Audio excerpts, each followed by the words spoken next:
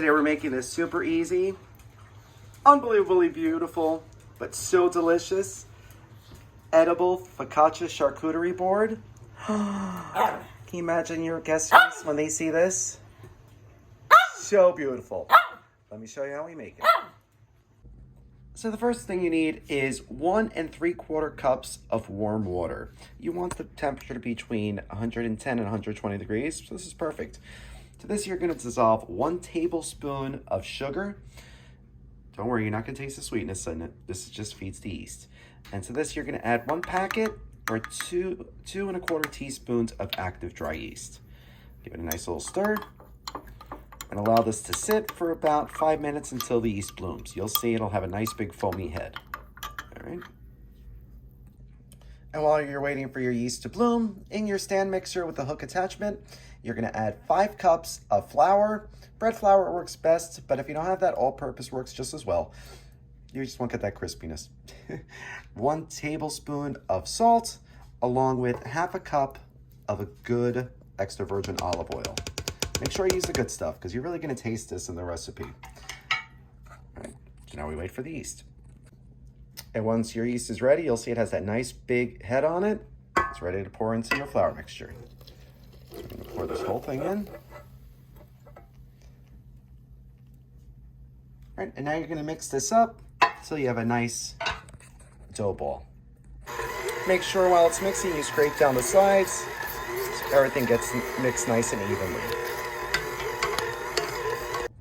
And once your dough ball is formed, you're going to knead this on your counter a couple times on a lightly floured surface just to get it nice and smooth and a nice round shape. Just like that. Give it a couple good slaps. And then, in a large bowl, you're going to add a couple tablespoons of olive oil. And we're going to coat both sides of this with the oil. Make sure you get it all spread out. You don't want this to form a crust. All right, then we're going to cover this tightly. And we're going to allow this to sit in a warm spot to rise for about an hour, maybe 2, until it's double in size.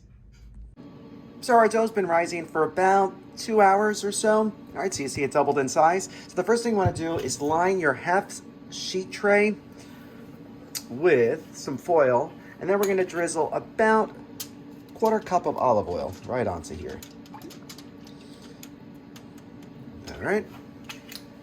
Now it's ready for the dough. So we're gonna get this dough right on here.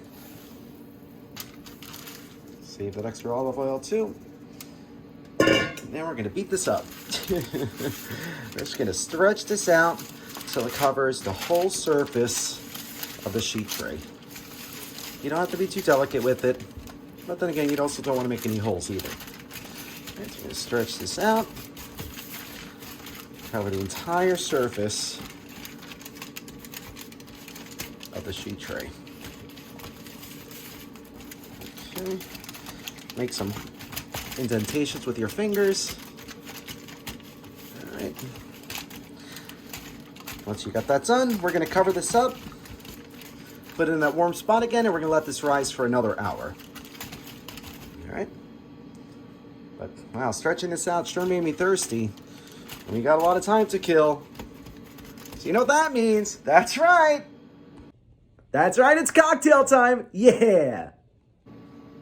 All right, so for today's Sour Apple Cosmo, ooh, sounds like fun, doesn't it? Yeah. All right, so we are gonna start with 2 ounces of vodka,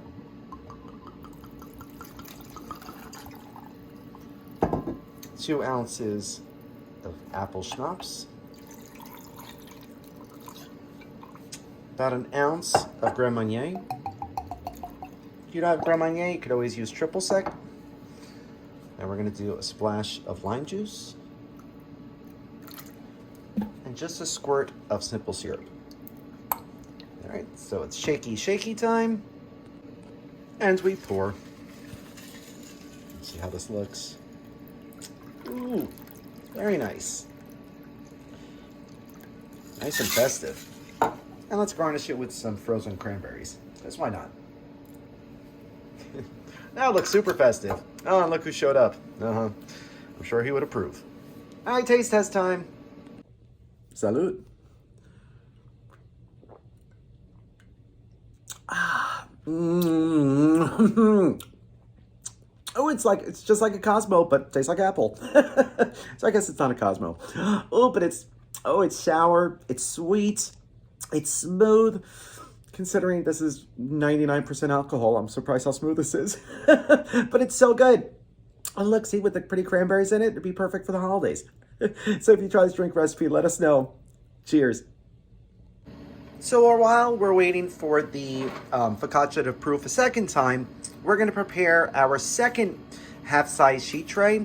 We're going to line it with some foil. And now we're going to do some fun stuff to it. Because to make the charcuterie board, you're going to need some pockets, you know, to fill all your stuff. So we have these little aluminum trays that we are going to position right on here. And then I made these cute little foil things by just pressing a sheet of foil into a bowl. And we're gonna use these to, you know, for olives or for whatever. All right, it doesn't make sense now, but once it bakes, you'll see what I mean. All right, so the first thing you wanna do is now, again, grab your olive oil and you're gonna douse this whole thing with some olive oil.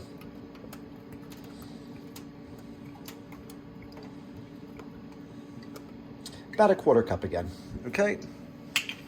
Focaccias love their olive oil. Now we're gonna add some more ingredients. First, we're gonna add some rosemary. If you have fresh, that's great. If not, dried works well too. All right, so we're gonna sprinkle this all around. Even get some on the trays themselves.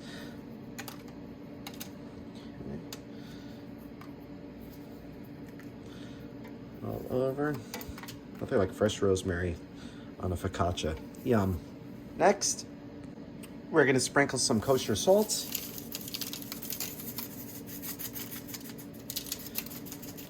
Get a nice coating on. Again, it's okay if it hits the pans, because that part's gonna be edible too. All around.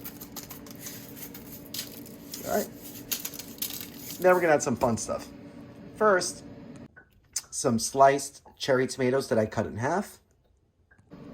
Some sliced green and black Kalamata olives. You could definitely make a pattern if you want to, but I like the freeform kind of look of it. I think it's more fun. And then lastly, we're gonna add some thinly sliced shallots. If you don't want to have shallots, you could always just use scallions or even some thin sliced red onions.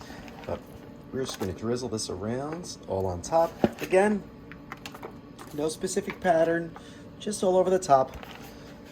It's gonna add beautiful color and flavor to your focaccia. It's gonna be so nice.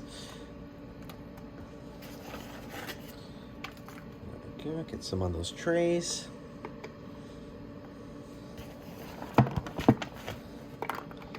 And now we're ready for the dough. And once your focaccia has finished rising again, we are gonna get this on top of this carefully. What we're going to do is we're going to take it out of the foil. We'll take the foil off the pan and carefully put it on top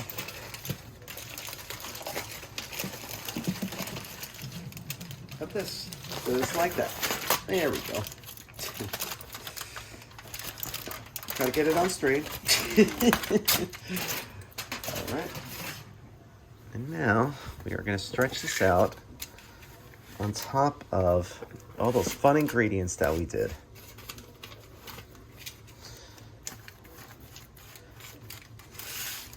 Make sure you get this all covered. Everything in there. And then we're going to press down. All right, so you see the indentations that we're making here? Okay, so we're gonna get this in, get it all around. All right, so now we're gonna bake this in a preheated 425-degree oven for about 25 minutes, and then we're gonna flip it and then finish it for about another 10-15 minutes on the other side. All right, so how fun is this gonna be, right? All right, into the oven it's gonna go. All right, so 20 minutes later, we pulled it out of the oven. All right, see, so the one side's done. Lulu, it's cooking. All right, so now we have to flip it over. So that other pan you had, make sure you have it lined with foil, and we're gonna flip it over. And there she is. Isn't she a beaut? All right, so we're gonna pull out these pans. And then back in the oven it's gonna go just for about another 5 minutes. And it's gonna be all done. But look how beautiful that is. See now why we put the pans in? Nice, nice. All right, so back in the oven it's gonna go for just about 5 minutes. 5 minutes later, we pulled it out of the oven. Look at it, look at it. Is this not gorgeous? Can you imagine when this is all filled up? Oh, it's gonna be so beautiful. You could do whatever you want. You can make some salads to put in there, nice caprese salad, fill it up with salami, prosciutto, capicola, soppressata, some cheeses. You have these little indentations in here that you could fill up with olives and cornichon. And you could put cheese all around the side and some grapes. But so pretty, so pretty. Almost too beautiful to eat, but it's so delicious. Yes, Lulu. Yes. Yeah, Lulu, it's too hot. It's too hot to eat. It's too hot. We gotta let this cool a little bit, okay? So now we're gonna let this cool. So the focaccia is all nice and cool, but now we're gonna actually wrap this up because we're gonna serve this for Christmas. So we're gonna wrap this tightly with some foil, and into the freezer it's gonna go. When you want to reheat it, just put it back. Take it out of the freezer, remove it from the foil, put it in the oven for about just 10-15 minutes at 375, and it'll heat up beautifully. And it'll be like you just made it. That's the beauty of these focaccias. They freeze beautifully. What is it, Lou? The focaccia's not for today, it's for Christmas. We're making this for Christmas. No, we can't have this now. This is for Christmas. But you want it now? This has onions and olives on it anyway. You can't eat this. You can't have this anyway. You can't have it anyway, Lou. I'm sorry. I'm sorry. So we'll see this on Christmas Day. Thanks for watching. If you like this video, be sure to subscribe to our YouTube channel at Poppy's Cucina. Thanks!